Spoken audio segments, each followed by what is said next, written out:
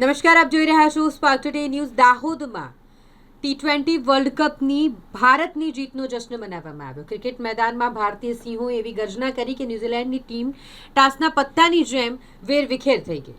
T20 world કપમાં ભારતે ન્યૂઝીલેન્ડને કારમો પરાજય આપ્યો અને ઇતિહાસ રચી દીધો.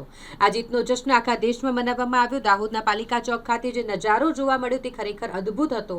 આજની મેચમાં ભારતીય ટીમે એકતરફી પ્રદર્શન કરી અને ન્યૂઝીલેન્ડને જરા પણ મચક ન આપી. ભારતીય ઓપનરોએ મેદાનમાં ચોગ્ગા છગ્ગાની રમઝટ બોલાવી તો બીજી તરફ બોલરોએ પણ ન્યૂઝીલેન્ડના તમામ જે બેટર્સ હતા તેમનું લય બગાડી નાખ્યું અને તે રીતે ભારતે જે જીત હાંસલ કરી છે તેનો જશ્ન દાહોદમાં પણ મનાવવામાં આવ્યો. દાહોદમાં પાલિકા ચોક ખાતે મોટી સંખ્યામાં ક્રિકેટ પ્રેમીઓ પહોંચ્યા, સ્થાનિક ધારાસભ્ય પણ પહોંચ્યા અને ફટાકડા ફોડી મોઢું મીઠું કરાવી ભારતની ઐતિહાસિક જીતને સૌએ ભેગા મળી વધાવી લીધી.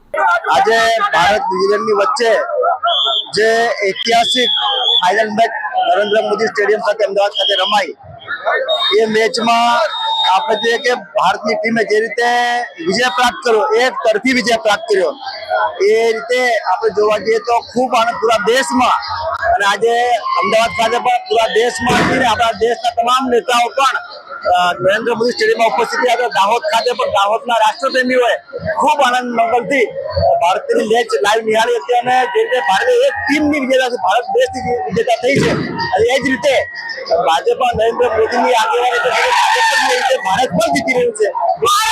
શુભેચ્છાઓ.